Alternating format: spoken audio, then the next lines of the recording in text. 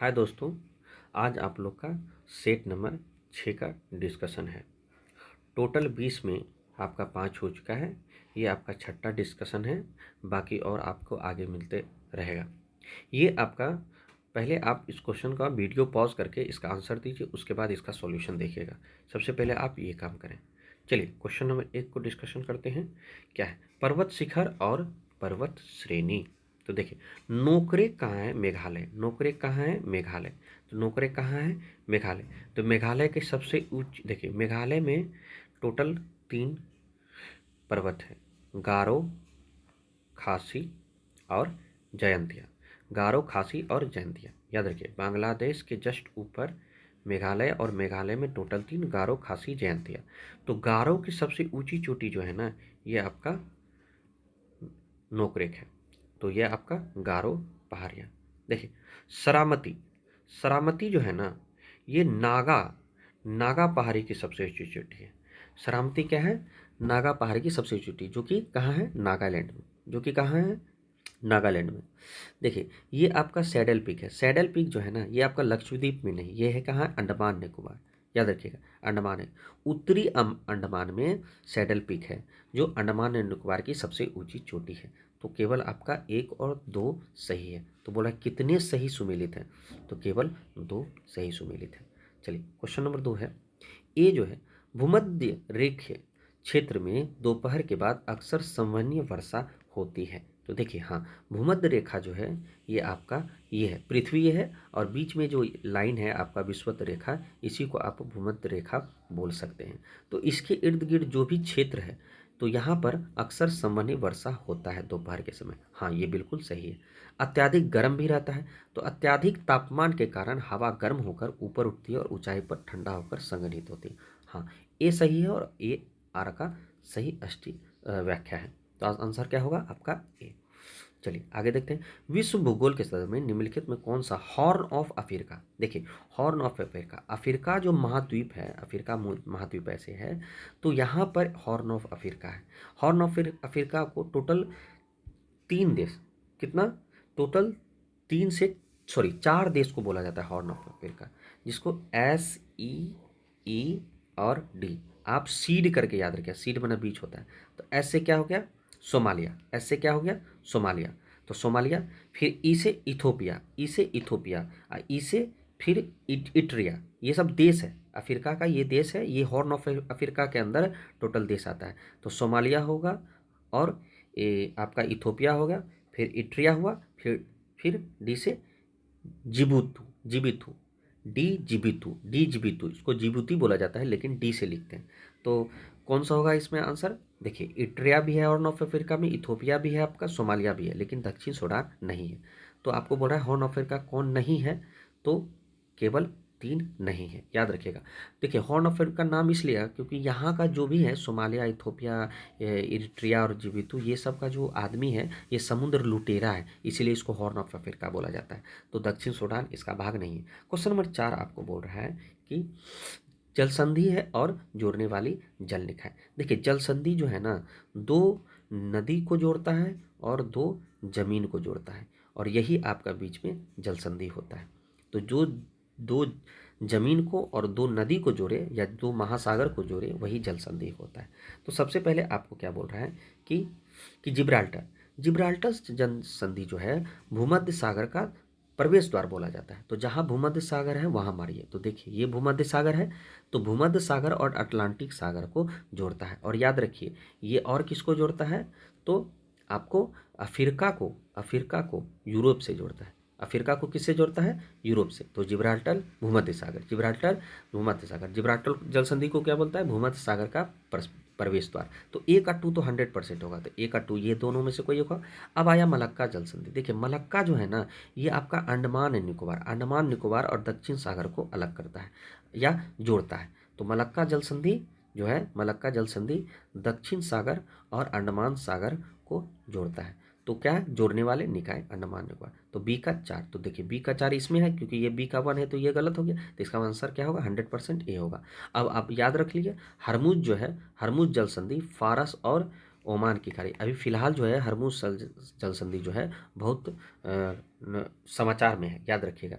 Iran जो है इस पर कब्जा किया हुआ है। तो फ़ारस की खाड़ी और ओमान की खाड़ी के को अलग करती है या जोड़ती है, तो हरमुज़ जल संधि। सुंडा जो है ना, जावा और हिंद महासागर की जल संधि है। तो याद रखिए, सुंडा जल संधि किसको जोड़ती है? जावा और हिंद महासागर को। तो सी का 3, तो सी का आपका क्या हो गया, सॉरी डी का 3, तो डी का 3 ये हो गया। तो डी का 3 ये भी है। तो आंसर क्या होगा? सिर्फ ए। ठीक है, 2 4 1 3। चलिए अब देखते हैं क्वेश्चन नंबर आपका 5।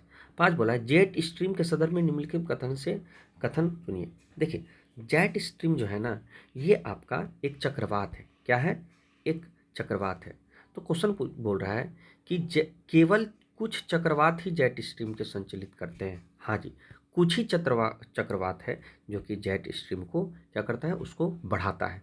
जेट स्ट्रीम की गति गर्मियों की तुलना में सर्दियों में दुगना हो जाती है। बिल्कुल सही। गर्मियों की तुलना में सर्दियों में बहुत ज़्यादा जेट स्ट्रीम बहुत तेज होता है। तो बोल रहा है इसमें कौन सा कथन सही है? केवल एक, केवल 2 और 3। तो केवल 2 और 3 याद रखिए। और जेट स्ट्रीम जो है ना, उत्तरी गोलार्ध में नहीं होता। याद रखिए, जेट स्ट्रीम उत्तरी गोलार्ध में नहीं होता। ठीक है, तो ये आपका क्या है? गलत है। ठीक है, चलिए आगे बढ़ते हैं। 6 नंबर बोल रहा है कि कोरियोलिस बल क्या होता है। देखिए, कोरियोलिस बल जो है ना, ये आपका पृथ्वी है, पृथ्वी के ऊपर जो पवन बह रही है, ठीक है, पवन बह रही है, तो उत्तरी में जो है वो क्या इधर बहती है और दक्षिण में इस तरह से बहती है। तो यही आपका कोरियोलिस बल है। तो इसका आंसर होता है यह पवन दिशा उत्तरी गोलार्ध में बाएं के की ओर विक्षेप करता है। तो क्या हो रहा है? उत्तरी गोलार्ध कहाँ? बाएं की तरफ। तो देखिए हम आगे जा रहे हैं, तो बाएं की तरफ कोरियोलिस बल विक्षेप करता है। चलिए क्वेश्चन नंबर 6 हो गया। क्वेश्चन नंबर 7 है कि निम्नलिखित मृदा में के प्रकारों में, मतलब मिट्टी के प्रकारों में, उनका क्षेत्र विस्तार क्षेत्रफल के आधार पर अवरोही क्रम पर। देखिए अवरोही क्या होता है कि बढ़ते से घटते क्रम। तो देखिए सबसे ज़्यादा जो है हम लोग का जलोढ़ मिट्टी है। क्या है? जलोढ़ मिट्टी। उसके बाद है लाल मिट्टी। तो सबसे ज़्यादा क्या है? जलोढ़ मिट्टी। तो पहला नंबर ए होगा, मतलब 1 नंबर होगा, तो 1 1, और इसमें भी 1 है। उसके बाद आपका क्या, उससे उसके बाद उससे कम है लाल मिट्टी।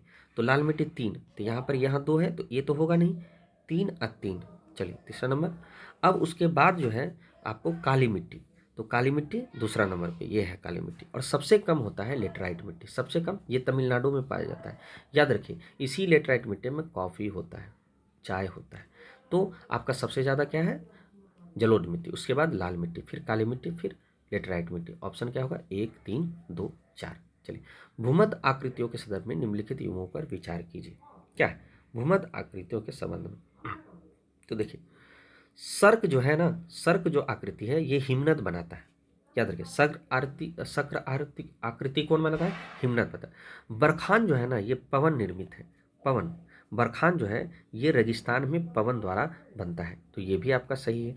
उसके बाद बोलता है स्टैक, समुद्र तरंगों से स्टैक बनता है। याद रखिए, समुद्र में जो है ना स्टैक, एक तरंग जो है एकदम खड़ी आकार का बनता है, तो ये स्टैक समुद्र तरंगे से बनती है। और भूजल से क्या है? घोल रंध्र। भूजल से क्या बनता है? घोल रंध्र। तो ये आपको तीनों चारों सही है। तो क्या बोल रहे हैं? सभी चारों युग्मक सही है। ध्यान में याद रखिएगा, ठीक है। इसको, ये टोपोलॉजी में आपको पढ़ना है। टोपोलॉजी एक चैप्टर होता है जिसको भू आकृति विज्ञान बोलते हैं, तो ये आपको पढ़ना है। चलिए, सूर्य के संरचना के संदर्भ में निम्नलिखित परतों में केंद्र से बाहर की ओर सही क्रम बताइए। देखिए, सूर्य है, सूर्य में के केंद्र, अब सूर्य का भी एक पार्ट होता है, सूर्य का भी पार्ट होता है। तो सूर्य का पहला सबसे अंदर वाला पार्ट क्या है? क्रोड। सूर्य का अंदर वाला पार्ट क्या है? क्रोड। उसके बाद आपका प्रकाश मंडल, उसके बाद आपका क्या है? प्रकाश मंडल। प्रकाश मंडल के बाद, उसके बाद आपका साइड में यहाँ पे क्या है? ये आपका क्या है? वर्ण मंडल। क्या है? वर्ण मंडल। याद रखिएगा, ये सूर्य का ही अंग है, ठीक है। तो सबसे अंदर क्रोड है, उसके बाहर प्रकाश मंडल है, के मंडल के बाहर वर्ण मंडल है, और साइड में धुंधा टाइप का ये आपका क्या है? कोरोना। याद रखिएगा, कोरोना। तो सबसे अंतिम में है कोरोना। तो जो लास्ट में 4 है वही आंसर होगा। तो ये 4, ये 4, ये तीनों में है। तो सबसे पहले क्रोड है, तो 2 मारिए।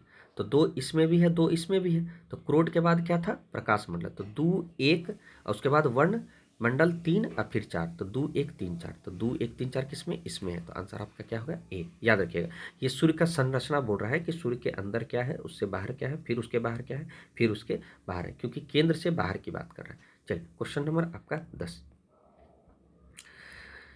भारत में कोयला संसाधनों के संदर्भ में निम्नलिखित कदमों पर विचार कीजिए।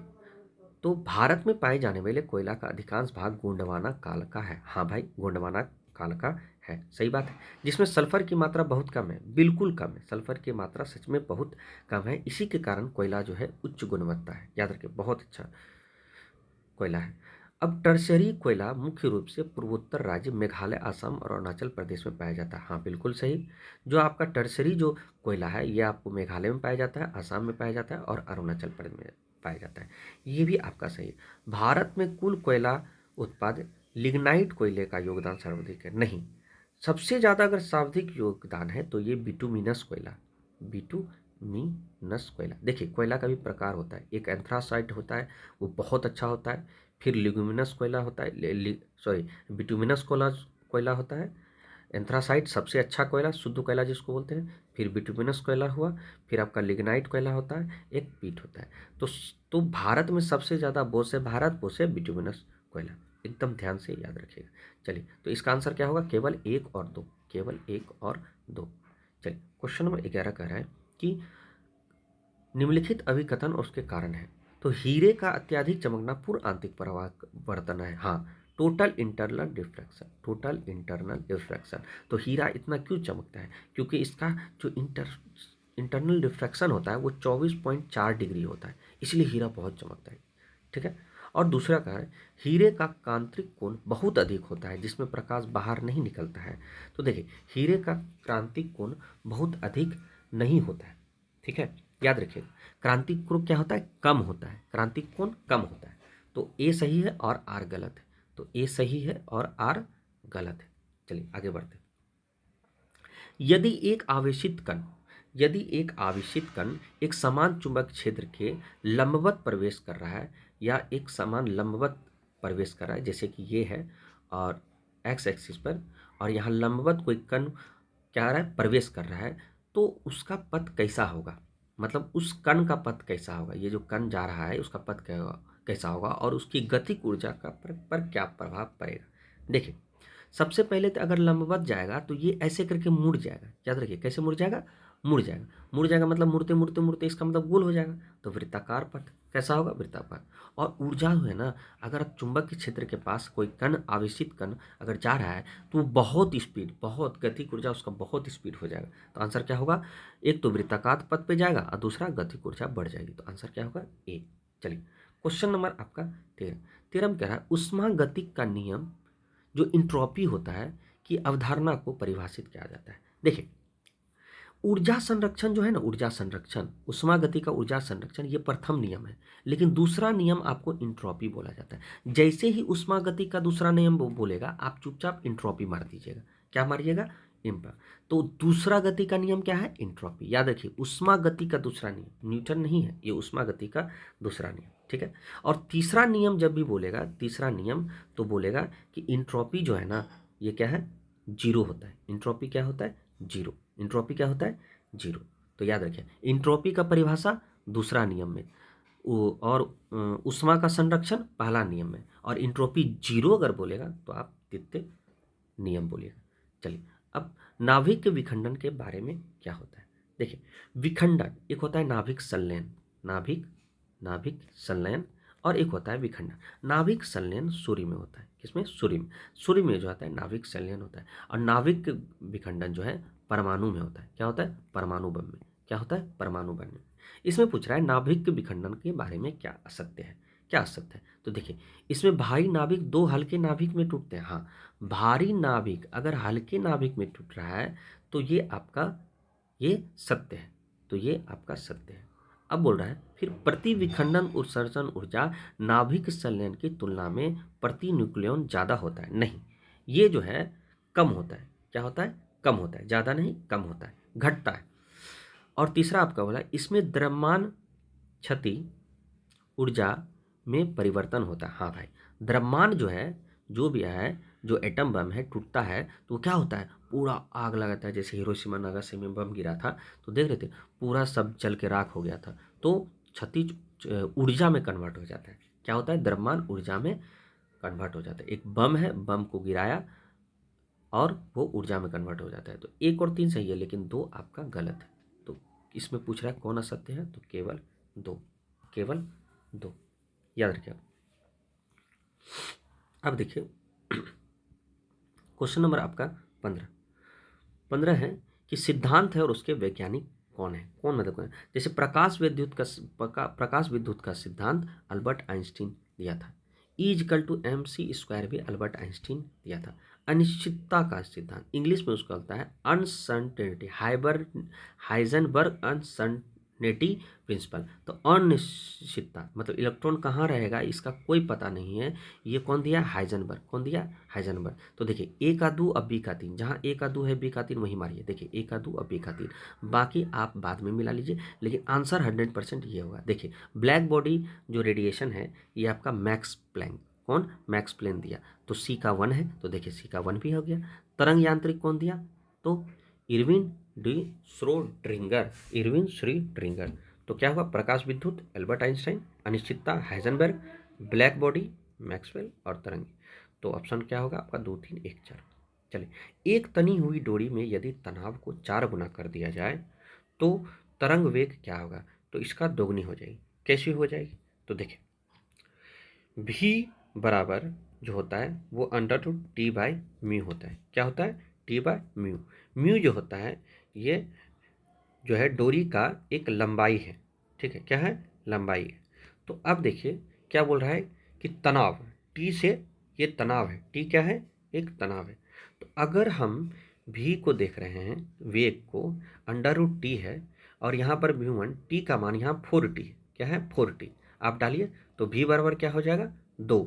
तो 2 मतलब दोगुनी, तो दोगुनी हो गया ना, पहले क्या था सिर्फ टी था, फिर आपको 2t हो गया, आंसर क्या होगा, दोगुनी हो जाएगी। चलिए अब 17 नंबर है जी। जी क्या है, एक गुरुत्वाकर्षण, ये क्या बोलते हैं, एक्सीलरेशन, त्वरण है, गुरुत्व त्वरण। जी का मान संबंध निम्नलिखित में के कथनों पर विचार कीजिए। तो पृथ्वी के केंद्र पर जी का मान शून्य होगा, बिल्कुल सही, पृथ्वी के केंद्र पर जी का मान शून्य होता है, ये आपका बिल्कुल सही।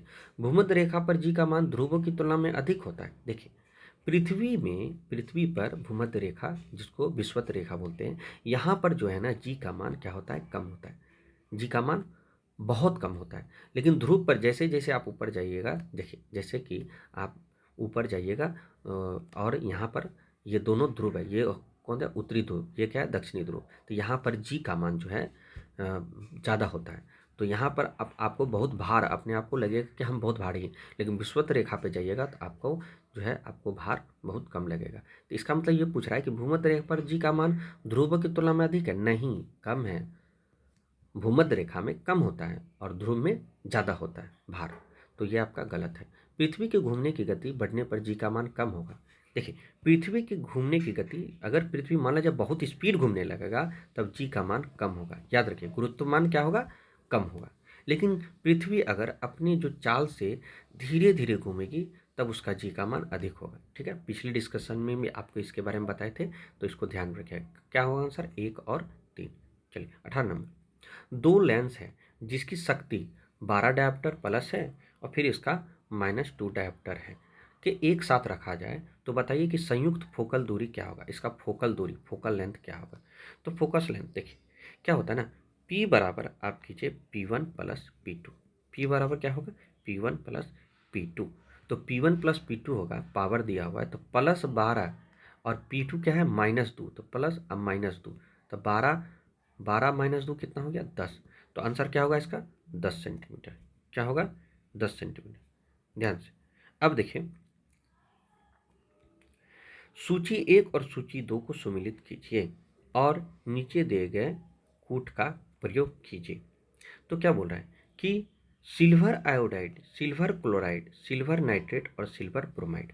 देखिए सबसे पहले सिल्वर आयोड AgI, तो AgIA क्योंकि वर्षा हो गया है बाहर, तो कृत्रिम वर्षा के लिए AgI मतलब सिल्वर आयोडेट, इसी को सिल्वर आयोडेट बोलते हैं AgI को। तो ए का 2 तो 100% होगा, तो ए का 2 इसमें भी, ए का 2 इसमें, या तो ए होगा या तो सी होगा। सिल्वर क्लोराइड, तो जो आपको फोटोक्रोमिक कांच है, फोटोक्रोमिक कांच जो आप चश्मा पहनते हैं या जो कांच लगता है, तो ये आपका सिल्वर क्लोराइड है, AgCl। तो बी का 3, तो बी का 3 इसमें है, इसमें नहीं है, इसका मतलब ये तो गलत हो गया, यही आंसर होगा इसका। अब बाकी मिला लीजिए। सी का 1 सिल्वर नाइट्रेट, दर्पण का रजत, याद रखिएगा। दर्पण जो है वो आपको, दर्पण आप देखते हैं तो उसमें जो रंग है, मतलब उसमें जो पदार्थ लगता है वो सिल्वर नाइट्रेट लगता है, और सिल्वर ब्रोमाइड याद रखिएगा फोटोग्राफी। डी का 4, देखिए डी का 4 इसमें, तो आंसर आपका ए होगा। 2 3 1 4, याद रखिएगा, बहुत इंपॉर्टेंट है। चलिए आगे बढ़ते हैं। निम्नलिखित में से किसके अणुओं की संरचना पिंजरे के जैसे होती है? तो पिंजरे के जैसे किसकी होती है? तो देखिए ये जो है ना फ्लोरीन, हीरा जो है ना, हीरा हीरा का पिंजरा जैसा नहीं होता, ग्रेफाइट का भी पिंजरा जैसा नहीं होता। फ्लोरीन जो है ना C16, 60 कार्बन है ना, उसी को मिला के आपका जो है फ्लोरीन बना है, याद रखिएगा। ठीक है, इसको बकमिनिस्टर फ्लोरेंस भी कहा जाता है। तो केवल क्या होगा आंसर? 3। चलिए क्वेश्चन नंबर 21 आपका है, ग्राफीन। ग्राफीन जो है वास्तव में ज्ञात सबसे पतला लेकिन सबसे मजबूत पदार्थ है, जो तांबे की तुलना में विद्युत का बेहतर सुचालक है। देखिए तांबे से भी अच्छा सुचालक है, मतलब इलेक्ट्रिक जो है ना, इलेक्ट्रिक तार का इसे ग्राफीन से बनता है, तो इसका मतलब ये आपका सही है, बिल्कुल सही। ग्राफीन की संरचना कार्बन में sp3 संकरण प्रदर्शित करता है और एक द्विविमानीय संकोचनीय जाली बनाते हैं जिसे मुक्त इलेक्ट्रॉन गति करने को उपलब्ध है। नहीं, ये जो है sp3 नहीं बनाता है, ग्राफीन जो है, ग्राफीन आपको sp2 बनाता है। क्या बनाता है? sp2, याद रखिएगा, ये बहुत इंपॉर्टेंट क्वेश्चन। तो ये आपका सही है और आपका आर आपका गलत है, तो ये सही और आर आपका गलत है। देखिए उत्कृष्ट गैस है जैसे आर्गन, देखिए हीना, हीना और करीना का एक्सरे रंगीन, ठीक है, हीना और करीना का एक्सरे रंगीन, ये आपका ट्रिक है। ठीक है, ये उत्कृष्ट गैस है, याद रखिए इसकी संयोजकता जो है 0 होती है, इसलिए ये जो है ना किसी से रिएक्ट नहीं करता है। तो देखिए आर्गन, ये देखिए आर्गन जो है ना हमारे वायुमंडल में पाया जाता है सबसे ज़्यादा, ठीक है, और जीनोन जो है ना बहुत ज़्यादा यौगिक बनाता है, ये इम्पॉर्टेंट है, याद रखिएगा, ये दोनों आपको बोले हैं। तो चलिए देखते हैं, अब यहाँ बोल रहा है कि क्या उपयोग है। तो आर्गन का उपयोग जो है ना, आर्गन टंगस्टन तंतु को दीर्घकालीन के लिए, याद रखिए टंगस्टन तंतु को दीर्घकालिकता के लिए, तो आर्गन का प्रयोग इसका, और बिजली के बल्ब में भी आर्गन का प्रयोग होता है, याद रखिएगा। ठीक है, इससे क्या होता है ना कि अगर टंगस्टन में आर्गन डाल दिए तो इसका उम्र जो है ना, बल्ब का उम्र बढ़ जाएगा, याद रखिएगा। ठीक है, चलिए अब ए का 4 है, तो ए का 4 जहाँ है वही आंसर होगा, या तो सी होगा या तो डी होगा। ये ए का 3 है, ये तो होगा ही नहीं। अब आगे बढ़ते हैं क्वेश्चन नंबर, ये बी नंबर, नियोन। नियोन जो है, नियोन कोई भी विज्ञापन प्रदर्शन के लिए, रोशनी देने के लिए आप नियोन, अगर विज्ञापन जैसे कि बाहर बोर्ड पे टंगा रहता है कि पन्ना ज्वेलर्स या आपका जो भी हॉर्लिक्स का प्रचार होता है, अगर बोर्ड पे देखते होंगे जब रास्ता जाते होंगे, तो जो लाइट जो लगा रहता है वो नियोन लगा रहता है, क्या रहता है? नियोन। तो बी का 1, तो बी का 1 सिर्फ किसमें है? इसमें है, क्योंकि ये दोनों में से चूज करना था, और ये बी का 2 है, तो ये बी का 1 है, तो आंसर क्या होगा? डी ही होगा। लेकिन आगे फिर देख लेते हैं सी का। क्रिप्टॉन जो है, क्रिप्टॉन आपको जो है, आपको हवाई पत्तन के अवतरण रोशनी और प्रकाश स्तंभों में यूज होता है, याद रखिए हवाई पत्तन के अवतरण रोशनी, हवाई पत्तन मतलब हवाई जहाज के में आपको जो लाइट जो रोशनी जो डाला जाता है वो आपको क्रिप्टॉन में डाला जाता है। फोटोग्राफर में फ्लैश गन की जो रोशनी होती है, अगर फोटोग्राफर का देखिएगा उसमें एक फ्लैश गन पाया जाता है, तो उसमें क्या डाला जाता है? जीनोन डाला जाता है। क्या जाता है? D, xenon. डी का 3, देखिए डी का 3 इसमें है, ठीक है, और आपको बोले थे कि सी का 2, तो सी का 2 ये, तो आंसर क्या होगा? डी, आंसर क्या होगा? डी। हड्डियों के अंधेरे में चमकने का मुख्य कारण क्या है? देखिए हड्डी क्या होता है ना, अंधेरा में चमकता है, तो इसका क्या कारण है? तो हड्डी अंधेरा में इसलिए चमकता है क्योंकि वायु के संपर्क में जो है ना सफ़ेद फॉस्फोरस, देखिए हड्डी में जो है ना कैल्शियम पाया जाता है और फॉस्फोरस पाया जाता है, तो चमकने के लिए सफ़ेद फास्फोरस की धीमी गति से दहन हो जाता है। याद रखिए फास्फोरस जो है ना धीरे धीरे जलता है, इसी कारण क्या होता है वो चमकता है। तो आंसर क्या होगा आपका बी। निम्नलिखित अभिकथन और उसके कारण बताइए। अमरबेल, अमरबेल जो है परजीवी है। तो अमरबेल जैसे परजीवी एंजियोस्पर्म में प्रकाश संश्लेषण की क्षमता पूरी तरह से समाप्त हो जाती है और वे अपने अस्तित्व को पूरी तरह होस्टोरिया पर निर्भर होस्टोरिया पर निर्भर होते हैं। देखिए अमरबेल जो है ना ये तो बिल्कुल सकती है कि कि प्रकाश संश्लेषण की क्षमता अमरबेल खो देता है, इसीलिए वो दूसरे पर आधारित रहता है। परजीवी मतलब होता है कि दूसरे पर आधारित। तो ये तो आपका बिल्कुल सही है, ठीक है। और हस्टोरिया, हस्टोरिया पर निर्भर होता है, ये भी सही है आपका। किस पे? हस्टोरिया नामक एक अंग होता है जो पोषण देता है, पोषण देता है, ठीक है। क्या होता है? पोषण देता है। तो ये अमरबेल और हस्टोरिया पर निर्भर करता है क्योंकि प्रकाश संश्लेषण इसमें खत्म हो जाता है। तो ये तो आपको बिल्कुल सही। अब देखते हैं आगे, आपको बोल रहा है अमरबेल एक पूर्ण स्तंभ परजीवी है, मतलब कि ये दूसरे पर आश्रित होता है। देखिए पेड़ को जो है ना पेड़ पे रह के अमरबेल, अमरबेल ये भी एक पेड़ है, तो वो किसी दूसरे के पेड़ पर रख के या लता पर रख के उसको खाता है या उस पर निर्भर करता है, जो पोषक पौधों के फ्लोएम और जलायम दोनों के साथ संबंध स्थापित करके पोषक प्राप्त करते हैं। तो कोई भी पौधा के साथ अमरबेल सटा है तो वह पौधा का जो फ्लोएम मतलब खाना पहुंचाने वाला या जलायम जो जल पहुंचाता है पौधा को, वो अमरबेल भी लेता है। तो किससे? तो याद रखिए वो पैदा जिसके पास फ्लोएम जोलेम है। तो अमरबेल क्या होता है? दूसरे पर आश्रित होता है। तो दोनों सही है, ए आर आर दोनों सही है और आर ए का सही व्याख्या है। पौधे के जड़ों में रूपांतरण के संदर्भ में निम्नलिखित कथनों में, तो पौधा का जड़ है उसका रूपांतरण हो रहा है, रूपांतरण हो रहा है, तो बताइए इसका आंसर क्या होगा। तो देखिए शकरकंद, शकरकंद जो है रूपांतरित मूसला जड़ है जो भोजन संचयन के लिए फूल जाती है। देखिए ये मूसला जड़ नहीं होता है शकरकंद, शकरकंद जो है अपस्थानिक जड़ होता है। कौन होता है? अपस्थानिक जड़। तो मूसलाजर नहीं है। तो शकरकंद क्या है? ये तो सही है भोजन संचयन करता है, लेकिन अपस्थानिक जड़ है, ये ज़्यादा इंपॉर्टेंट याद रखिए, ठीक है। अब देखिए क्या लिखा है, कुंभी रूप जड़े जैसे सलजम हुआ, सलजम में आधार भाग बहुत मोटा होता है, आधार भाग बहुत मोटा और निचला भाग अचानक पतला। तो देखिए सलजम को आप देखे होंगे ये पूरा पतला रहता है और ये बीच जो है ना आधार भाग ये बहुत मोटा रहता है। तो इसका मतलब ये सही है। प्रत्यारोपण के दौरान अधिकांश पौधे इसलिए मर जाते हैं क्योंकि मिट्टी के बदलते परिवेश में उनके मूल रोम नष्ट हो जाते हैं। देखिए कोई भी पौधा का मूल रोम अगर नष्ट हो जाएगा तो वो तो मर जाएगा, और मिट्टी बार बार बदल रहा है तो जिससे अगर बार बार बदलेगा तो जल का अवशोषण क्या होगा? बंद हो जाएगा, और जल का अवशोषण बंद हो जाएगा तो रोम भी नष्ट होगा, रोम नष्ट होगा तो पौधे मर जाते हैं। तो ये भी आपका सही है। तो केवल क्या होगा? 2 और 3। चलिए क्वेश्चन नंबर 26, ये आपका यौगिक है जो कि हार्मोन्स है और आपका एक विशिष्ट गुण, कौन सा हार्मोन क्या करता है। तो एलिसिलिन जो है ना, सबसे पहले देखिए कौन हमको इजी है। तो देखिए लैक्टिक एसिड जो है ना ये आपका इजी है क्योंकि ये जो है लैक्टिक एसिड से ही दूध, और लैक्टिक एसिड आपके शरीर में जम गया तो समझिए आपको ऐठन होगा पेशियों में। तो देखिए जहाँ ऑक्सीजन की कमी होगा, मतलब जहाँ श्वसन नहीं होगा, तो आंसर इसका बी का 1 होगा। देखिए पेशीय में अवयव श्वसन का उत्पादन, मतलब जहाँ ऑक्सीजन नहीं हो जा रहा है उसी को बोला जाता है अवयवी श्वसन, डीऑक्सीजनेट। याद रखिए मतलब अवयव जहाँ मतलब अनएरोबिक रेस्पिरेशन उसको इंग्लिश में बोला जाता है। तो बी का 1, तो जहाँ बी का 1 है वही आंसर होगा। तो या ये दोनों में से कोई एक होगा। अब आ गया देखिए थायरॉक्सिन, ये जो है हम लोग के गला में होता है। तो देखिए क्या हो सकता है, तो थायरॉक्सिन जो है ये अंतःस्राव ग्रंथि का पेसमेकर है, अंतःस्राव ग्रंथि का पेसमेकर है, बहुत इंपॉर्टेंट याद रखिए। अंतःस्राव तंत्र का पेसमेकर कौन है? थायरॉक्सिन। तो डी का 3, तो डी का 3 यही है। तो आंसर क्या होगा आपका? 100% ए होगा। अब मिला लेते हैं। देखिए एलिसिन, एलिसिन क्या है?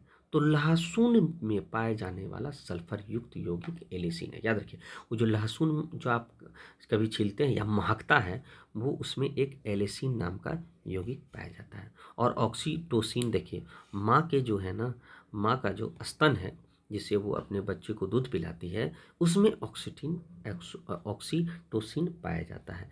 तो देखिए कैसा होता है, तो देखिए चिकनी पेशियाँ की संकुचन को प्रेरित करता है। तो चिकनी जो माँ का स्तन होता है या किसी महिला का स्तन होता है, वो क्या होता है, चिकनी होता है। तो आप क्या, तो उसमें इस चिकनी का होने का कारण क्या है, तो ऑक्सीटोसिन हार्मोन। तो सी का 4, तो सी का 4 देखिए ये है, तो ऑब्वियसली है आंसर नंबर ए होगा। निम्नलिखित में से कौन सा कारक स्वाइन फ्लू और हेपेटाइटिस बी के बीच विभिन्नता स्पष्ट करता है। देखिए हेपेटाइटिस बी जो है ना, मुख्य रूप से रक्त आघात या टैटू बनवाने जैसे असुरक्षित शारीरिक संपर्कों से फैलता है, जबकि स्वाइन फ्लू श्वसन बूंदों से फैलता है। देखिए हेपेटाइटिस बी आदमी को होता है अगर मान लिया जाए वो मतलब टैटू चिपका रहा है या किसी के असुरक्षित चीज़ हेपेटाइटिस मतलब कोई जैसे यौन शोषण किसी के साथ हुआ क्या, तो उसमें हेपेटाइटिस बी होने का चांस है, याद रखिएगा। और हेपेटाइटिस बी एक डीएनए वायरस है के कारण होता है, जबकि स्वाइन फ्लू एक आरएनए वायरस के कारण होता है। हाँ बिल्कुल सही, हेपेटाइटिस बी जो है ना डीएनए के कारण होता है, और स्वाइन फ्लू किसके कारण होता है, ये आपका आरएनए के कारण होता है। हेपेटाइटिस बी यकृत कैंसर का कारण बन जा सकता है, जबकि स्वाइन फ्लू मुख्यतः श्वसन से। देखिए जिसको स्वाइन फ्लू एक वायरस बीमारी है, अगर किसी को स्वाइन फ्लू होता है तो उसका सांस लेने में तकलीफ होगा। तो याद रखिएगा स्वाइन फ्लू आरएनए से होता है, तो आपको ये तीनों सही है। तो 1 2 3। पादप हार्मोन्स और प्रमुख शारीरिक प्रभाव। देखिए पादप हार्मोन्स मतलब पौधा का जो हार्मोन्स है, तो एब्सिस एसिड, जिब्रेलिन, साइटोकाइनिन और एथिलीन, ये सब क्या है, एक पादप हार्मोन। एब्सिस एसिड जो है ये रंध्रों को बंद होना और तनाव सहिष्णुता करता है। याद रखिए रंध्रों को बंद होना कौन करता है, एब्सिस, ABC इसको बोला जाता है, एब्सिस एसिड, और तनाव सहिष्णुता। ठीक है। जिब्रेलिन जो है आपका अनुवांशिक बौनेपन को कम करता है। याद रखिए जिब्रेलिन जो है ना बौनापन को कम करता है, याद रखिएगा पौधा में बौनापन को कौन कम करता है, जिब्रेलिन। साइटोकाइनिन जो है ना, सबसे इंपॉर्टेंट ये साइटोकाइनिन, साइटो मतलब कोशिका विभाजन को क्या करता है, देरी करता है, मतलब कोशिका विभाजन का काम क्या किसका है, तो साइटोकाइनिन हार्मोन्स को। और लास्ट में आपको बचा एथिलीन, एथिलीन जो है ना फलों को पकाता है। याद रखिए एथिलीन क्या है, फलों को पकाता है और श्वसन चरमोत्कर्ष करता है, याद रखिएगा। तो ये आपका आंसर क्या हो जाएगा, 2 3। तो 2 3 जहाँ है वहाँ मारिए, 2 3 और फिर 4 1, क्योंकि सी का क्या है 4, कोशिका विभाजन, साइटोकाइनिन कोशिका विभाजन करता है। चलिए अब क्वेश्चन, निम्नलिखित अभिकथन और उसके कारण पर विचार कीजिए। कैल्शियम और बोरोन की कमी के लक्षण सबसे पहले पौधे के शीर्ष स्थान पर। देखिए जैसे पौधा है, तो पौधा का जो ऊपरी भाग है ना, तो इस पर जो है ना सबसे ज़्यादा इफेक्ट करता है अगर पौधा में कैल्शियम और बोरोन नहीं है, और नई पत्तियां पर भी दिखाई जाती है। और अगर मान लिया जाए एक नया पत्ता जन्म हुआ तो उस पर भी कैल्शियम बोरोन अगर नहीं होगा तो लक्षण पाया जाएगा। दूसरा, पादप शरीर, पादप शरीर मतलब पौधे के शरीर के भीतर क्या होता है, कैल्शियम एक अत्यधिक गतिहीन तत्व है, बिल्कुल सही है, जो पुरानी पत्तियों से नई पत्तियों को और पुनर्गठित नहीं हो पाता। याद रखिए एकदम ध्यान से याद रखिए। तो ये आपका दोनों सही है, तो ए आर दोनों सही है और आर ए का सही व्याख्या है।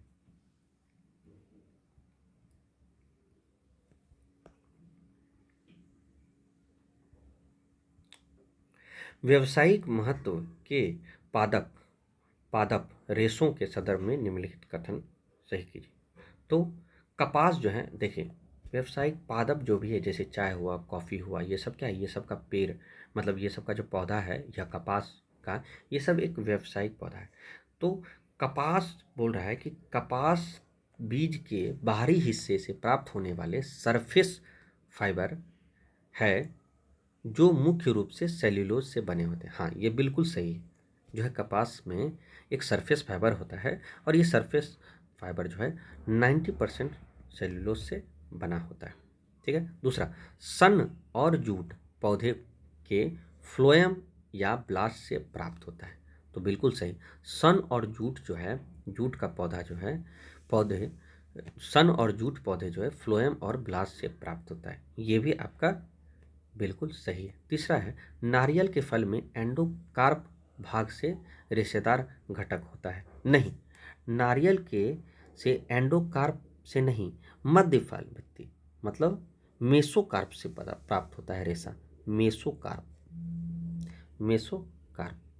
ठीक है, तो इसका आंसर क्या होगा? इसमें असत्य बोल रहा है तो केवल 3 ही गलत है, तो आंसर होगा केवल 3। 31 नंबर है, निम्न में कौन सा सुमेलित नहीं है? चलिए देखिए, क्या बोले थे कि खाना खाया, क्या बोलते हैं, कैसे याद किए थे, ध्यान में नहीं आ रहा है, लेकिन वैसे याद रखिए, खानवा का युद्ध क्या हुआ? 1527। तो देखिए ये आपका सही है। क्या है? खानवा का युद्ध 1527। आपका चौसा का युद्ध 1539 हुमायूं और शेरशाह सूरी के बीच हुआ था। ठीक है, और तालीकोटा का युद्ध 1565। तालीकोटा का युद्ध आपको, जिसको राक्षस तरिंग का युद्ध बोला जाता है, जो विजयनगर साम्राज्य के यही कारण था पतन होने का। तो ये आपका तीनों सही है। तो आपको धर्मट का युद्ध, तो देखिए धर्मट का युद्ध जो है ना 1658 में हुआ था, और ये किसके बीच हुआ था? और दारा सिखो और औरंगजेब के बीच। दारा सिखो और औरंगजेब के बीच। ठीक है,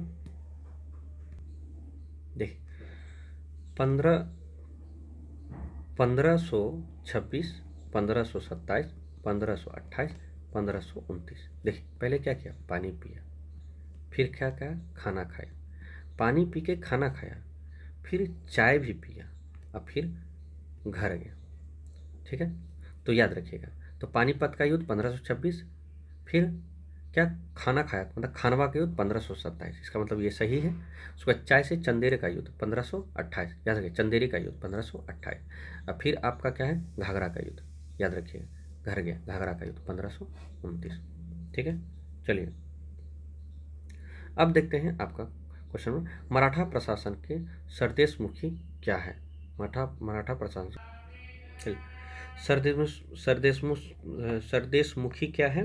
तो आपका ये है, पुश्तैनी अधिकारी के दावे के लिए जाने वाले अतिरिक्त 10% कर। ये देखिए सरदेशमुख में ना 10% कर दिया जाता था। कितना?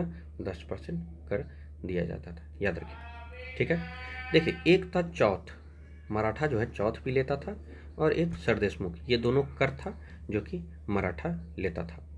अब आगे चल के देखिए, निम्नलिखित अभिकथन और उसके कारण बताए। अकबर ने दीन इलाही को एक राष्ट्र धर्म बनाने का प्रयास किया। बिल्कुल सही। अकबर जो है दीन इलाही को एक राष्ट्र धर्म, जो कि सभी धर्म मिल के एक नया धर्म बनाना चाह रहा था अकबर, जिसको दीन इलाही बोलते हैं। अकबर साम्राज्य की राजनीतिक एकता को सामाजिक संस्कृति एकता के माध्यम से सुदृढ़ करना चाहता था। तो वही बात है, सभी को एकता में रखना चाहता था। ठीक है, क्योंकि एकता में बल है। तो आंसर ए आर और ए आर दोनों का ए जो है सही व्याख्या है। एकता, एकता प्रणाली जो है, एकता प्रणाली का संदर्भ में निम्नलिखित कथनों का व्याख्या, याद रखिए। ये जो है ना आपका दीने इलाही 1582 में आया था। कब? 1582 में। ये बहुत इंपॉर्टेंट क्वेश्चन है। एकता पर अब देखिए, एकता प्रणाली के संदर्भ में निम्नलिखित कथनों पर विचार कीजिए। क्या विचार है? तो देखिए, एकता भूमि और हस्तांतरित अधिकार था। क्या? एकता भूमि का हस्तांतरणीय अधिकार था। तो ये आपका सही है। क्या है? सही है। दूसरा आपका क्या है कि इक्तादार को इक्ता से प्राप्त राजस्व का उपयोग अपनी सेना के रखरखाव के लिए करना होता था। ये भी आपका सही है। सबसे पहले आपको बता देते हैं कि इक्तादारी व्यवस्था जो है ना इल्तुतमिश लाया था। ठीक है, नहीं लिखा हुआ है लेकिन याद रखिए, इक्तादारी व्यवस्था किसने लाया था? इल्तुतमिश। बलबल ने इक्तादारों पर नियंत्रण के लिए ख्वाजा नामक अधिकारी का नियुक्त किया। तो ये भी आपका सही है। एक इक्तादारों को नियंत्रण करना है तो ख्वाजा नियुक्त करेगा। कौन करेगा? बलबन, याद रखिए। लेकिन लाया कौन था इक्तादारी व्यवस्था? तो आपका इल्तुतमिश, याद रखिए। ठीक है, पहले कुतुबुद्दीन ऐबक गुलाम वंश का था, कुतुबुद्दीन ऐबक, उसके बाद आपका इल्तुतमिश आया, फिर रजिया सुल्तान आया, उसके बाद मेन जो है वो आपका बलबन था। ऐसे रजिया सुल्तान के बाद भी 2-3 वो था, लेकिन मेन आपका बलबन था, याद रखिएगा। ठीक है, तो उपयोग से कौन सा कथन सही है? तो आपका 1, 2, 3 तीनों सही है। विजयनगर साम्राज्य में न्यायंकर व्यवस्था का मुख्य उद्देश्य क्या था? तो न्यायंकर व्यवस्था विजयनगर साम्राज्य में होता है, जो कि कृष्णदेव राय इस विजयनगर साम्राज्य के राजा थे। तो सैन्य नियंत्रण और प्रशासन की विकेंद्रीकरण, सैन्य नियंत्रण और प्रशासन का विकेंद्रीकरण, ठीक है, याद रखिए। हड़प्पा सभ्यता के धौलावीरा स्थल का विशिष्ट लक्षण क्या है? देखिए, धौलावीरा का एक विशिष्ट लक्षण है कि नगर 3 भाग में बटा था। नगर क्या है?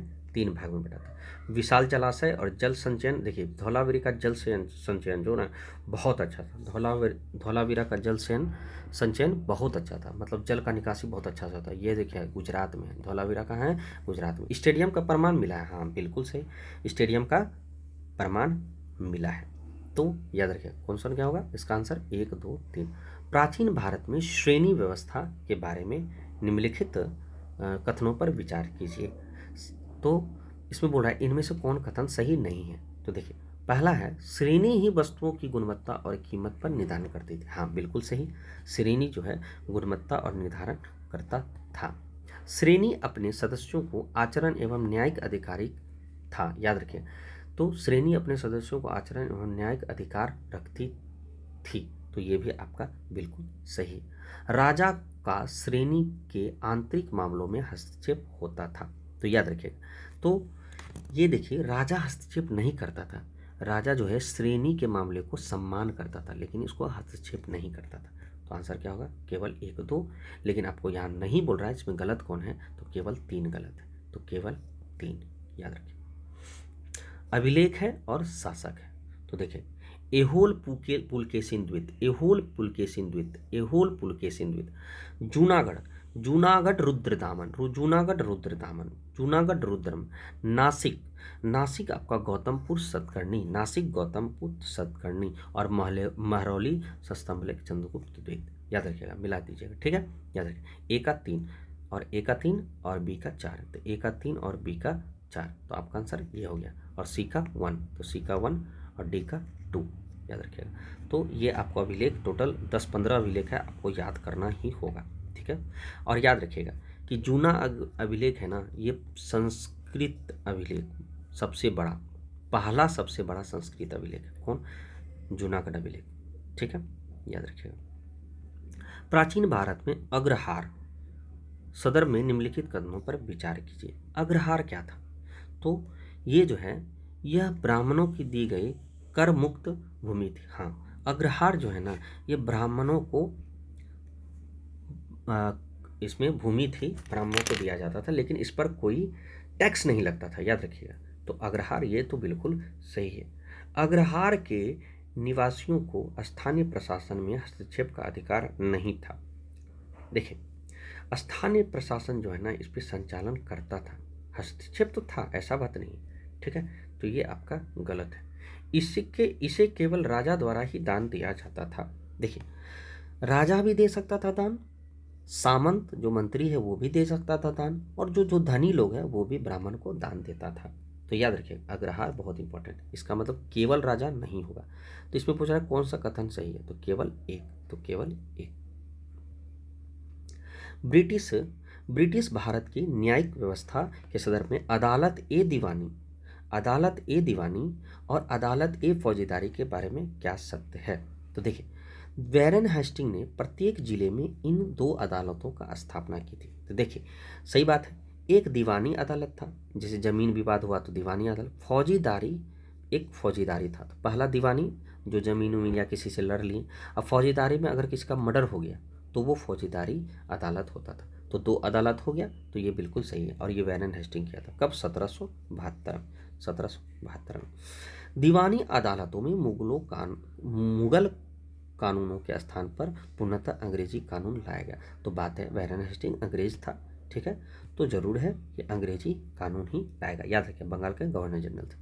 तो आंसर क्या होगा इसका? 1 और 2, तो केवल सॉरी 1 और 2 दोनों होने चाहिए, ठीक है, याद रखिएगा, ठीक है। चलिए, ये आपका दीवानी अदलों मुगलों कानून के स्थान पर पूर्णतः अंग्रेजी कानून लाया था। देखिए, पूर्णतः नहीं लाया था, ठीक है, पूर्णतः नहीं लाया था, ठीक है, ये भारतीय मुगल कानून नहीं, भारतीय कानून, ठीक है। तो यहाँ पर मुगल कानून है, तो ये आपका गलत है, ठीक है। तो इसमें पूछ रहा है कि कौन सा सत्य है, तो केवल एक होगा, ठीक है, सॉरी। चलिए, आंग्ल मराठा संघर्ष के दौरान मराठा संघर्ष के दौरान संधियों के कालानुक्रम व्यवस्थित कीजिए। देखिए कहाँ कौन संधि हुआ, देखिए पुरंदर की संधि 1776, सालबाई के संधि 1782, देवगांव की संधि 1803 और सुरजी अर्जुन गांव की संधि 1803। तो दोनों 1803 में हुआ। तो सबसे पहले कौन हुआ, तो पुरंदर की संधि, जहाँ एक है वहाँ हमारी, या तो ये एक होगा, यहाँ भी एक है, तो ये दोनों में से कोई एक होगा। लेकिन उसके बाद क्या है, 1782 सालबाई की संधि, तो इसके बाद दो है, तो यहाँ पर तीन है, तो ये गलत हो गया। तो आंसर 100% ए होगा। देवगांव की संधि 1803 और सूरज अर्जुन गांव की संधि 1803, याद रखिएगा। ये जो है ना बाद में हुआ था, ये पहले हुआ था, ये दिसंबर में हुआ था 1803, और ये आपका जो है, ये आपका सॉरी, ये दिसंबर में हुआ था आपको, और दोनों दिसंबर में हुआ था, लेकिन ये 17 में हुआ था, ये आपका 30 दिसंबर में हुआ था, ठीक है। तो चलिए आगे बढ़ते हैं। भारतीय राष्ट्र कांग्रेस के 1907, देखिए 1907 को ही सूरत समझौता कहा जाता है, सूरत स्प्लिट कहा जाता है, मतलब, और यहाँ जो है गरम दल और नल दल कांग्रेस दो भाग में बढ़ गया था। पहला आपको ये जानना जरूरी है, सूरत विभाजन का मुख्य कारण क्या था। तो देखिए, स्वदेशी आंदोलन के कार्य क्षेत्र के पद्धति को लेकर नरमपंथी और गर्मपंथी के बीच मतभेद हो गया। तो देखिए, गरम में कौन था, लाल, बाल और पाल। तो लाला लाजपत राय, वैसे बाल गंगाधर तिलक और वैसे बिपिन चंद्र पाल। तो ये तीनों जो है ना गरम दल के थे। ये जो है ना अंग्रेज से, मतलब उदारवादी नीति नहीं, ये जो है अंग्रेज से डायरेक्ट चाहते हैं कि हमको स्वतंत्रता, याद रखिएगा, ठीक है। तो आंसर क्या होगा, 42 का बी। निम्नलिखित युग्मों में विचार कीजिए, संस्था और संस्थापक, संस्था और संस्थापक। तो देखिए, धर्म सभा राधाकांत देव, याद रखिए। देखिए, दुबे और धर्म दुबे, तो दुबे जी धर्म को अपना रहे हैं, तो ठीक से याद रखिए। तत्वबोधिनी देवेंद्रनाथ टैगोर, बिल्कुल सही। तत्वबोधिनी क्या होगा, देवेंद्रनाथ टैगोर, याद रखिएगा। बाद में यही ब्रह्म समाज में विलय हो गया था, ठीक है। चलिए, पहले ये देखिए, धर्म सभा जो है 1830 में धर्म सभा का स्थापना हुआ था। तत्वबोधिनी का 1839 और सेवा सदन जो है बाराम जी एम मालाबारी जो है, ये भी 1885 में किए थे। तो सेवा सदन बाराम जी एम मालाबारी। तो केवल दो नहीं, सभी तीनों युग्म आपका सही है। क्रिप्स मिशन जो है 1942 में आया था। महात्मा गांधी ने उत्तर दिनांक चेक क्यों किया था। देखिए, गांधी जी को जो पहले चाहिए था जो भारत के लिए, वो जो है वो जो है ये अब आ रहा है क्रिप्स मिशन। इसीलिए महात्मा गांधी जी बोला कि उत्तर दिनांक चेक है, मतलब कि ये चेक हम पहले भी मांग चुके हैं। ये तो आप क्रिप्स मिशन 1942 में दे रहे हैं, और ये हम 1920 1921 में ही मांग रहे थे। तो 44 का आंसर क्या होगा, तो सी, क्योंकि इसके प्रस्ताव युद्ध के बाद लागू होने थे और ब्रिटेन की हार निश्चित लग रही थी। याद रखिए, ब्रिटेन की हार निश्चित लग रही थी। अब देखिए 45 नंबर क्या है, भारत छोड़ो आंदोलन के दौरान स्थापित समानांतर सरकार, देखिए बहुत इंपॉर्टेंट है, के संदर्भ में निम्नलिखित कथन सही कीजिए। देखिए, जब भारत छोड़ो आंदोलन 1942 में जब स्टार्ट हुआ था, तो हर कोई राज्य में समानांतर सरकार चल रहा था, वहाँ का कोई हेड हो रहा था, हेड बनता था। जैसे कि आपका ये हो जाए बलिया में जो है ना चित्तू पांडे था, ये बिल्कुल सही है। बलिया में कौन था, चित्तू पांडे, बलिया उत्तर प्रदेश में। तामलुक जो है ये बंगाल में है, इसमें जतिया सरकार नाम है, ये जतिया सरकार जो है हेड था। और सतारा में कौन था, प्रति सरकार, याद रखिए, इसको ध्यान से याद रखिएगा। तो आपका ये तीनों क्या है, ये तीनों आपका सही है, तो सभी सुमेलित है। कैबिनेट मिशन जो है 1946 में का बहुत इंपॉर्टेंट, तो के तहत प्रस्तावित समूहन में बंगाल और आसाम के किस समूह में रखा गया।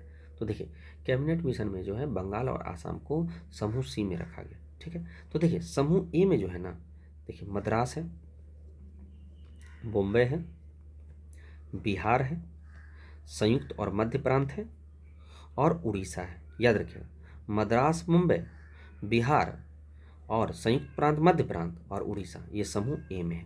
समूह सी में आपका बंगाल, आसाम, ये दोनों हुआ।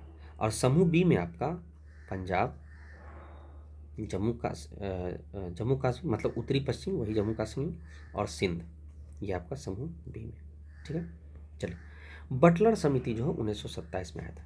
बटलर समिति 1927, ये स्पेशली जो है ना रियासत के लिए आया था कि जो भी रियासत है उसको भारत सरकार के साथ अच्छा संबंध। तो इसका आंसर रियासत जहाँ है वहाँ हमारी ये रियासत है, भारत सरकार के संबंध के बीच में सुधार। याद रखिए बटलर समिति 1927 होता है। याद रखिए रिपोर्ट कब प्रस्तुत किया था 1929, ये ज़्यादा इंपॉर्टेंट है।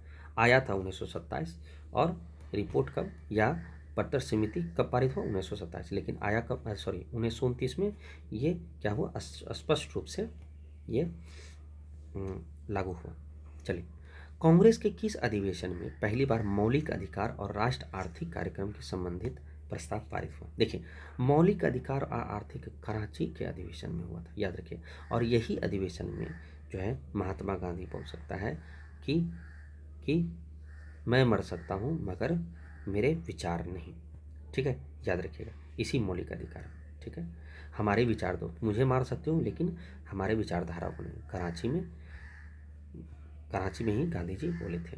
ठीक है, जब शहीद भगत सिंह को फांसी लगी थी उसके बाद ये कराची अधिवेशन हुआ था। याद रखिए बहुत इंपॉर्टेंट क्वेश्चन।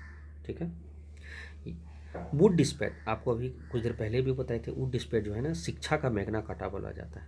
और ये लाया कौन, शिक्षा का मैग्ना कार्टा, बहुत इंपॉर्टेंट क्वेश्चन। और ये लाया कौन था, ये आपको डलहौजी, कौन लाया था, डलहौजी, क्योंकि 1854 में डलहौजी का कार्यकाल था। ठीक है, तो ये आपका बोल रहा है, तो इसने प्राथमिक शिक्षा के लिए स्थानीय भाषाओं का प्रयोग की सिफारिश की। हाँ ये बिल्कुल सही है, ये आपका सही। इसने उच्च शिक्षा के लिए अंग्रेजी के माध्यम बनाने का सुझाव दिया। हाँ ये भी अंग्रेजी सुझाव माध्यम है। इसने महिला शिक्षा और धर्मनिरपेक्ष शिक्षा का जोर दिया, ये भी आपका सही है। तो आपका ये आपका तीनों सही है, 1 2 3। याद रखिए गदर पार्टी कहाँ हुआ था, सैन फ्रांसिस्को, कहाँ, अमेरिका में। और ये कौन किया था स्थापना, तो लाला हरदयाल। तो आपका आंसर ए होगा, सैन फ्रांसिस्को लाला हरदयाल। 51 राज्य के राज्यपाल की शक्तियों के संदर्भ में विचार कीजिए। तो राज्य के राज्यपाल की शक्ति क्या क्या है आप देख लीजिए। वे राज्य के विधान परिषद के सत्र में आहूत और सत्रावसान कर सकता है, बिल्कुल सही, ये कर सकता है। अनुच्छेद कौन, 174 में। और वे राज्य विधान परिषद के कुल सदस्यों के 1/6 भाग को नामित करता है। याद रखिए विधान परिषद, और आपको बोले थे कि विधान परिषद के लिए स्पेशल लोग ही करता है, आम लोग नहीं करता है। ठीक है, आपको क्या बोले थे, नगर पालिका का। ठीक है, आपको नगर पालिका करता है, फिर 1/3, फिर आपको विधायक करता है एमएलए 1/3, फिर आपको राज्यपाल जो है 1/6 करता है, और 1/12 जो है एक तो जो 3 साल हो गया उसका जो ग्रेजुएशन किया है, और एक टीचर है। तो टोटल जोड़िएगा तो पक्का 1 हो जाएगा मिला के। तो क्या बोल रहा है कि राज्यपाल का 1/6 भाग, राज्यपाल का 1/6 भाग विधान परिषद के कुल सदस्यों 1/6 भाग नामित करता है। तो ये भी आपका सही है। श्रम वे पंचायतों की वित्तीय स्थिति में हर 6 साल बाद समीक्षा के लिए वित्त आयोग का गठन करता है, नहीं, ये आपका बिल्कुल गलत है। ठीक है, तो 6 साल ना होके 5 साल होगा, क्या होगा, 6 साल ना के 5 साल। तो 1 2 सिर्फ सही है, बाकी तीसरा नंबर आपका गलत है। ठीक है, अनुच्छेद 371 ए के तहत किस राज्य में विशेष दर्जा दिया है? तो देखिए अनुच्छेद 371 के तहत आपको नागालैंड को विशेष राज्य का दर्जा मिला है। दल बदल, देखिए 52वां संविधान संशोधन के तहत दल बदल आया था, और दल बदल कानून के तहत अयोग्यता का निर्णय कौन करता है? तो सदन के अध्यक्ष या उपसभापति। याद रखिए सदन के अध्यक्ष, राष्ट्रपति नहीं करता है, या चुनाव आयोग नहीं करता, सदन के अध्यक्ष या सभापति। केंद्र सतर्कता आयोग मतलब CVC, केंद्र सतर्कता आयोग जो है ये कब आया था, 1964। कब आया था, 1964। क्या है इसका विचार बताइए। तो जो है इसकी स्थापना किस संस्थान समिति किया था? हाँ बिल्कुल सही, इसकी स्थापना कौन किया था? देखिए भ्रष्टाचार जो हो करता है ना उसके लिए केंद्र सतर्कता आयोग जो है तैयार रहता है कि हाँ उसको पकड़ेंगे। तो इसके अंतर्गत तो संस्थानम समिति की सिफारिश पर केंद्र सतर्कता आयोग है। और यह एक संवैधानिक निकाय है, बिल्कुल गलत, ये एक गैर संवैधानिक, क्योंकि अनुच्छेद 1 भी सतर्कता आयोग का कोई अनुच्छेद नहीं है। तो गैर संवैधानिक है, तो ये आपका गलत हो गया। इसके अध्यक्ष और सदस्यों की नियुक्ति राष्ट्रपति द्वारा एक समिति की सिफारिश से, हाँ ये बिल्कुल सही है कि नियुक्ति जो है राष्ट्रपति की समिति के सिफारिश पे होगा। आपका कौन आंसर क्या होगा, 1 और 3। चलिए, अंतर्राज्य परिषद, सबसे पहले तो अनुच्छेद देख लिए 263 जो है अंतर्राज्य परिषद कहा जाता है कि स्थापना किसके द्वारा होता है, तो देखिए राष्ट्रपति के द्वारा आदेश से अंतर्राज्य परिषद का स्थापना होता है। और इसका गठन पहली बार कब किया गया था, 1990। चलिए, और इसके अध्यक्ष कौन होते हैं, प्रधानमंत्री। अध्यक्ष कौन होते हैं, प्रधानमंत्री। निम्नलिखित कथन और उसका कारण पर व्याख्या कीजिए। भारत में न्यायपालिका की स्वतंत्रता को संविधान द्वारा सुरक्षित किया गया, बिल्कुल सही, संविधान ही है तभी तो न्यायपालिका स्वतंत्र है। और सर्वोच्च न्यायालय के न्यायाधीशों का वेतन और भत्ता जो है भारत के संचित निधि से प्राप्त होता है, बिल्कुल सही। और संसद इस पर मतदान नहीं कर सकता, ये भी सही है, संसद इस पर मतदान नहीं कर सकता। तो ए आर दोनों सही है और ए आर का सही व्याख्या है। समिति के चुनाव सुधार, देखिए ये सब जितना समिति है ये चुनाव सुधार में है। तो ये आपको क्वेश्चन पूछता है कि बताइए कि समिति जो है आपका कौन इसमें चुनाव सुधार के लिए है। तो सबसे पहले आप देख लिए दिनेश गोस्वामी, ये तो बिल्कुल आपका चुनाव सुधार के लिए है, ठीक है, याद रखिएगा। जो फोटो पहचान पत्र आप देते हैं या ईवीएम के लिए है, तो ये सब जो है ये सुझाव दिनेश गोस्वामी समिति दिया। इंद्रजीत समिति, ये जो है ना ये आपका राज्य, वही जो राज्य में वित्त पोषण दिया जाएगा, ये आपका ये भी आपका चुनाव के लिए जो आपको वित्त पोषण दिया जाए, पैसा दिया जाएगा, ये आपका इंद्रजीत गुप्ता समिति बोला था। देखिए संतानन समिति जो है ना, संतानन समिति, ये एक्चुअली क्या होता है ना, यही अभी कुछ देर पहले बोले थे कि केंद्र सतर्कता आयोग जो है संतानन समिति के द्वारा आया था। तो ये तो आपको इसका मतलब चुनाव के लिए नहीं है, तो 3 आपका नहीं होगा। ये केंद्र सतर्कता आयोग बनाने के लिए संतानम समिति का गठन हुआ।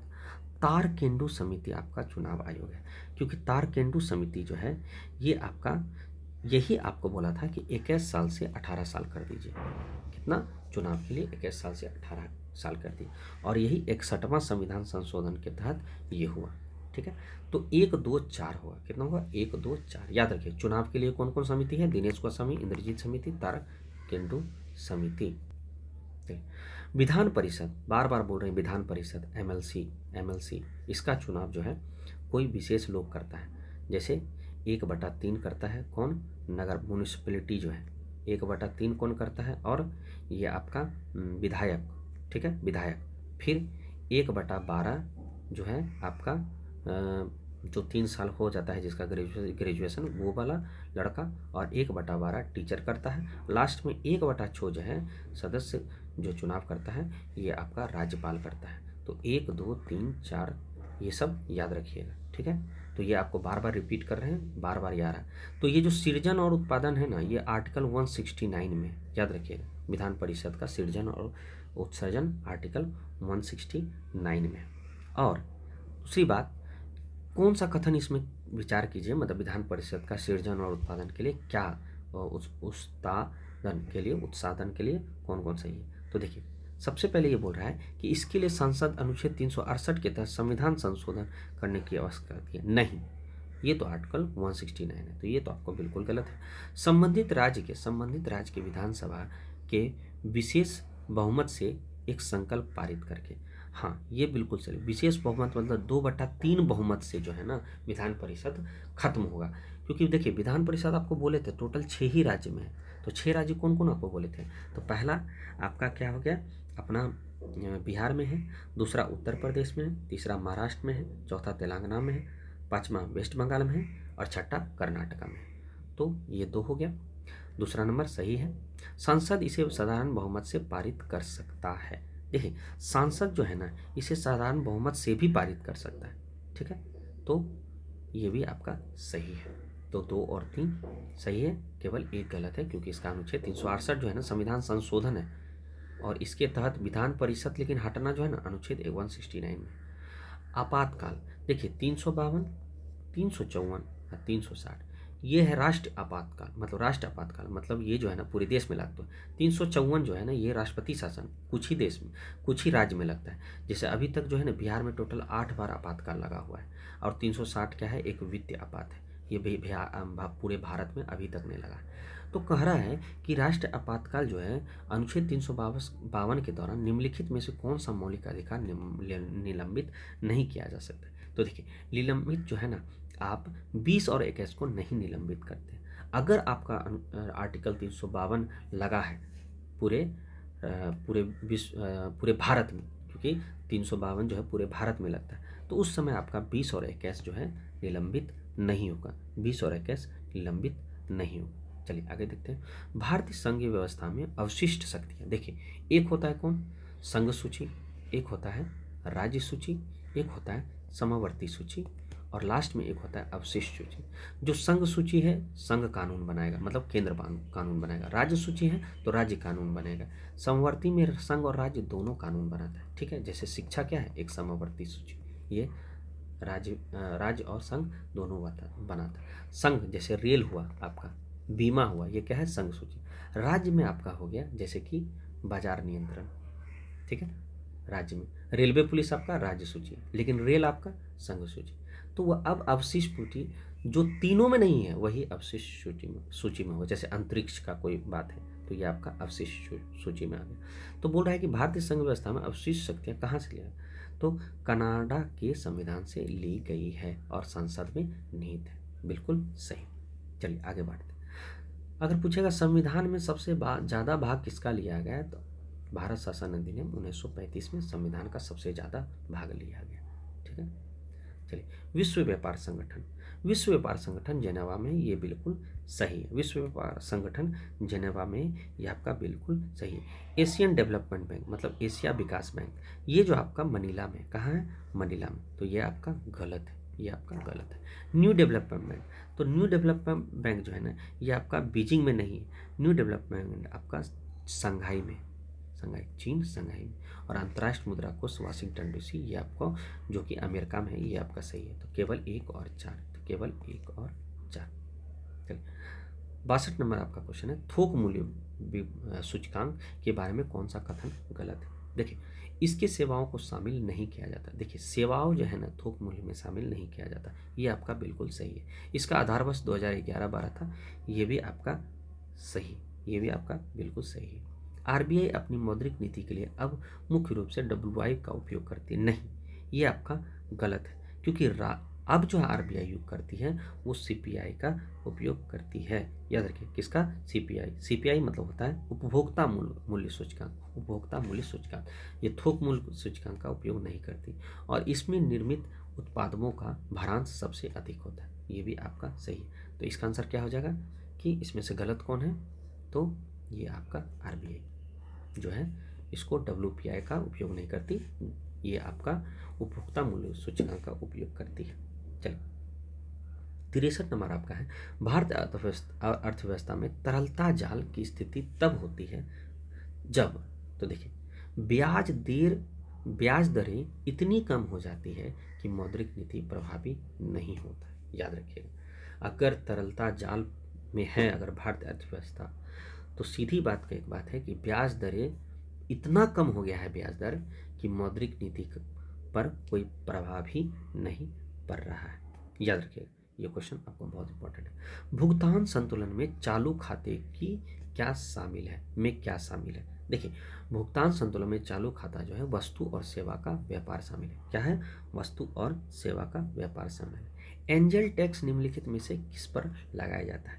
देखिए, एंजल टैक्स जो होता है ना, ये होता है अनलिस्टेड कंपनी जो लिस्ट में नहीं हो द्वारा फेयर मार्केट वैल्यू से अधिक प्राप्त निवेश पर, फेयर मार्केट वैल्यू से अधिक निवेश प्राप्त, अनलिस्ट कंपनी द्वारा फेयर मार्केट के वैल्यू से अधिक प्राप्त। चलिए 66 में लॉरेंट कप जो है ये चुपचाप याद रखिए, आय की असमानता ही लॉरेंट कप देता है। आय की असमानता लॉरेंट कप देता है, आय की असमानता लॉरेंट कप देता है।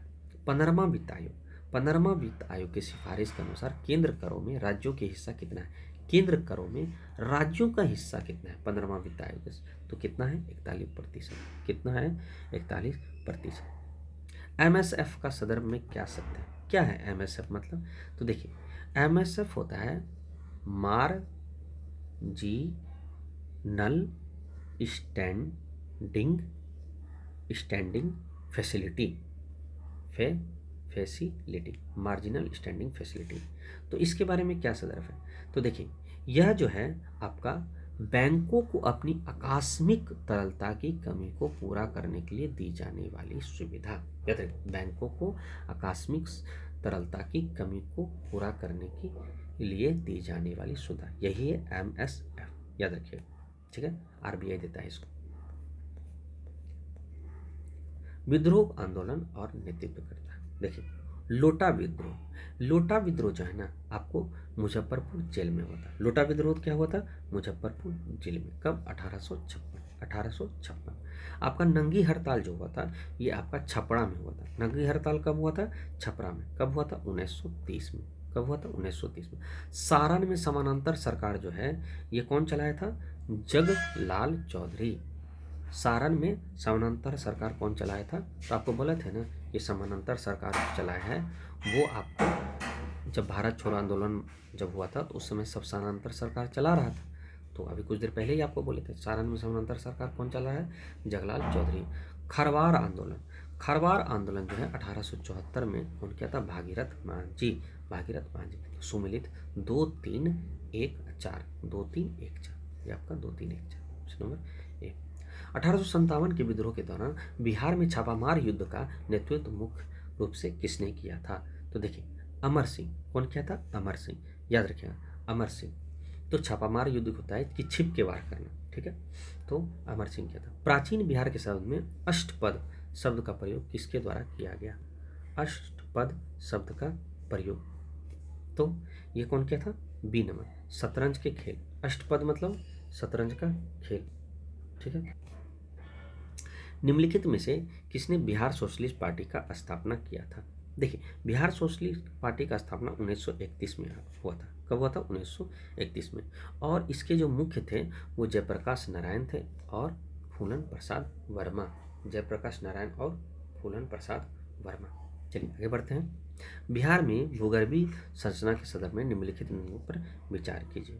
तो देखिए, धारवाड़ जो है ना ये मुंगेर और जमुई मिलता है, ये आपका बिल्कुल सही है, ठीक है। विंध्याचल जो है आपका कैमूर और रोहतास में मिलता है, ये भी सही है। विंध्याचल चला कैमूर और रोहतास में मिलता है। आपका क्या है? टर्सरी चट्टान। ये कहाँ है? पश्चिम चंपारण में। टर्सरी चट्टान कहाँ है? पश्चिम चंपारण में। ये तीनों आपका चट्टान है और जिस जगह पे है ये आपका तीनों सही है। तो इसका आंसर क्या होगा? 1, 2 एंड 3। चलिए 70 नंबर क्वेश्चन है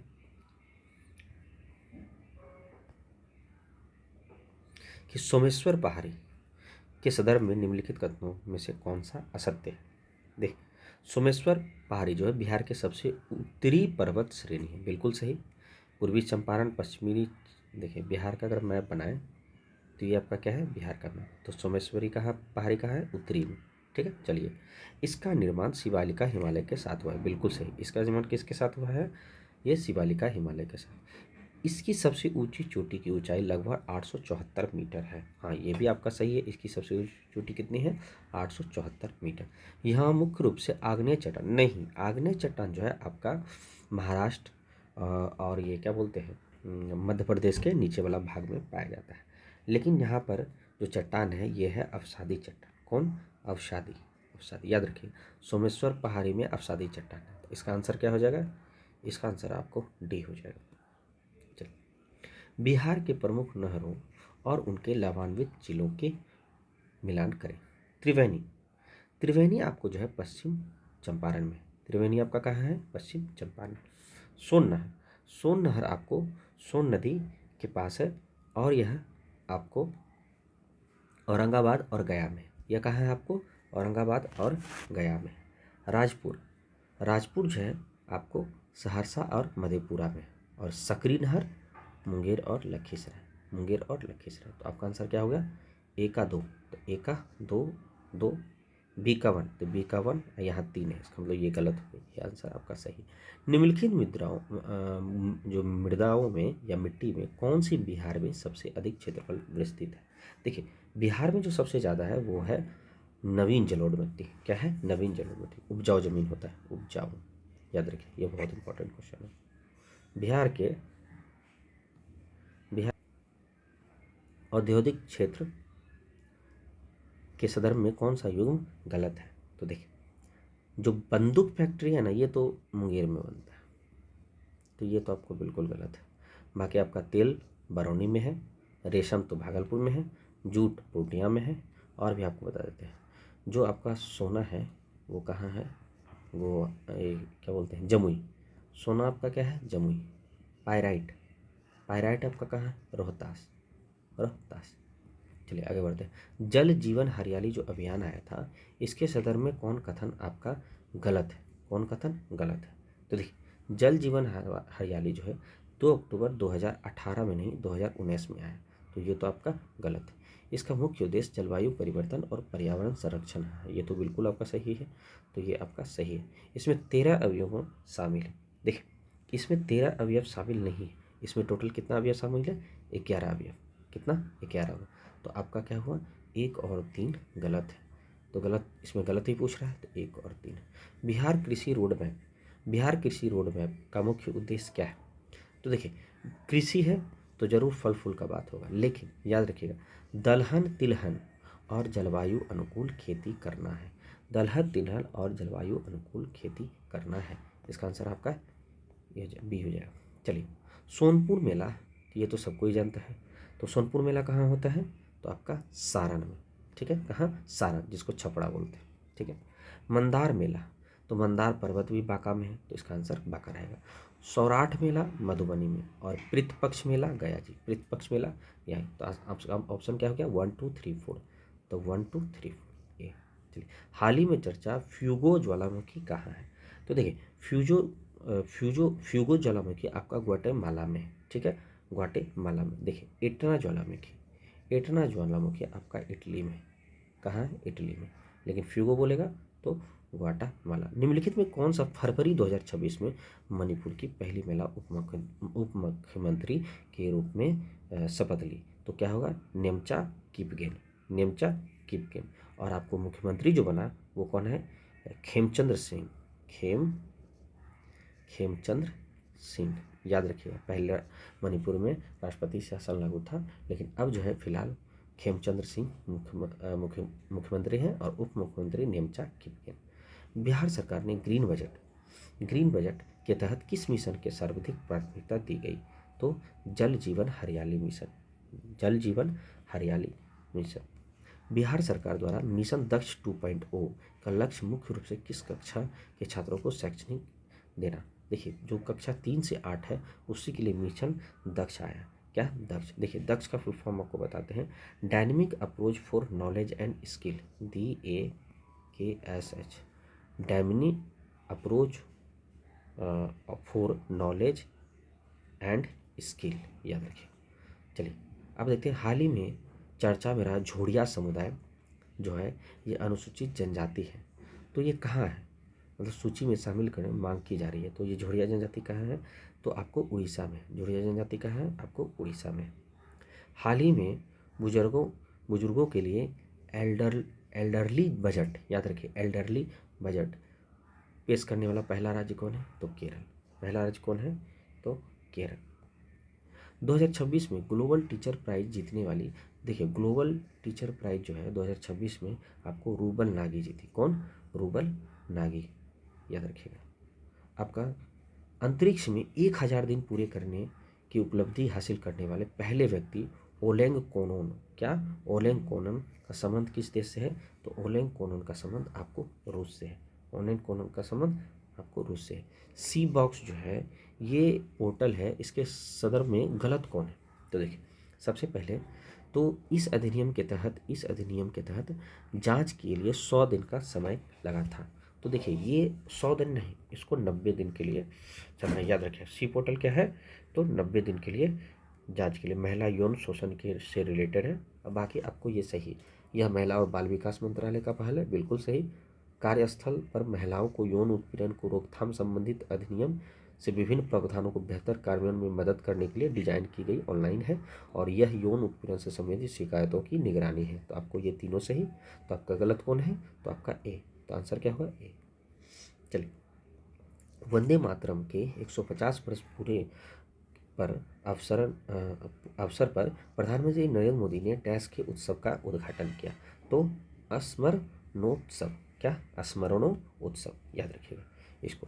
ब्रिक्स 18वां ब्रिक्स जो है ये इसका अध्यक्षता किसने किया था, इसका अध्यक्षता आपको भारत करेगा। कौन करेगा, तो भारत करेगा 2026 में। अंतर्राष्ट्रीय जैव विविधता दिवस 22 मई को मनाया जाता है। कब मनाया जाता है, 22 मई को।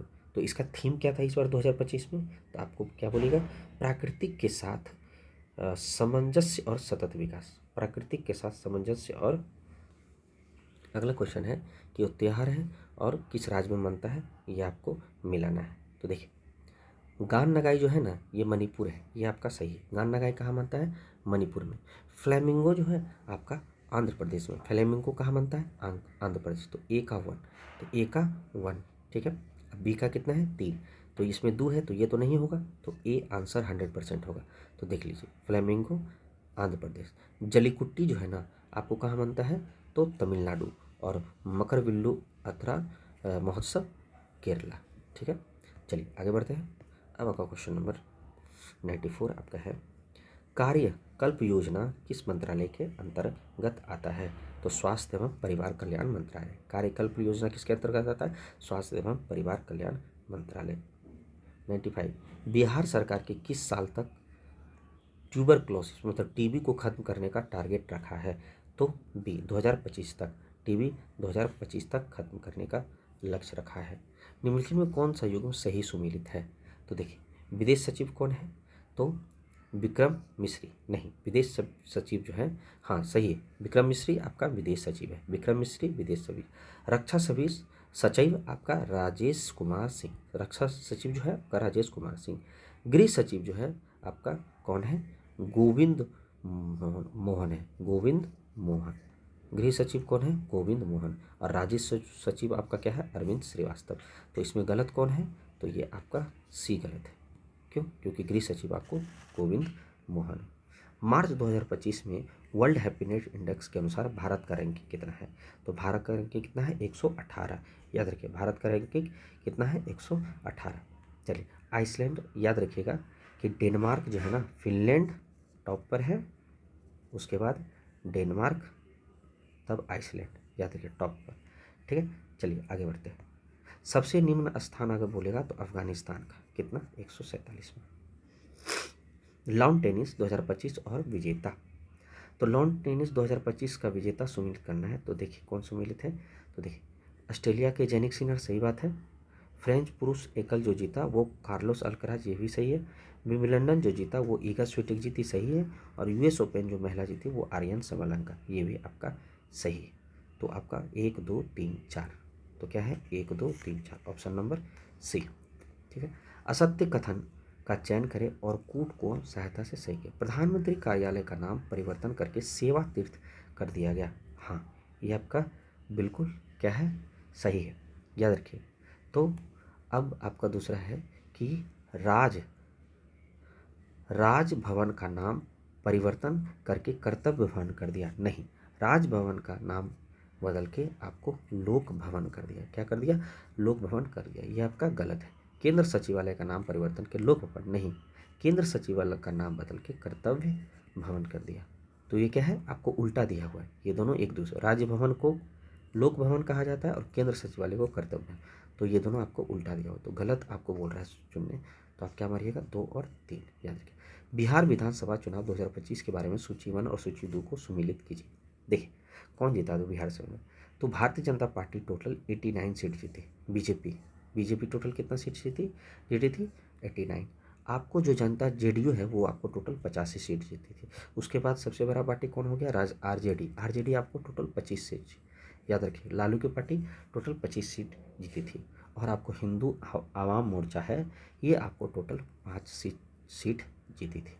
तो क्या सुमेलित है इसका, 1 का 4, 4 1 3 2, 4 1 3 2। चलिए आपका सेशन यहीं ख़त्म होता है और इसको आप रिवीजन कीजिए, फिर एक नया सेशन सेट नंबर 7 कर आपको देंगे। तो आप लगे रहिए 19 तारीख तक, जब तक आपका एडीओ ख़त्म नहीं हो जाता तब तक आपका यही चलेगा। एडीओ के बाद आपका जो है थ्योरी का क्लास भी चलेगा। थ्योरी सबसे पहले हम ज्योग्राफी स्टार्ट करेंगे, उसके बाद ज्योग्राफी का क्वेश्चन भी किया जाएगा। चलिए, बहुत बहुत धन्यवाद आपका।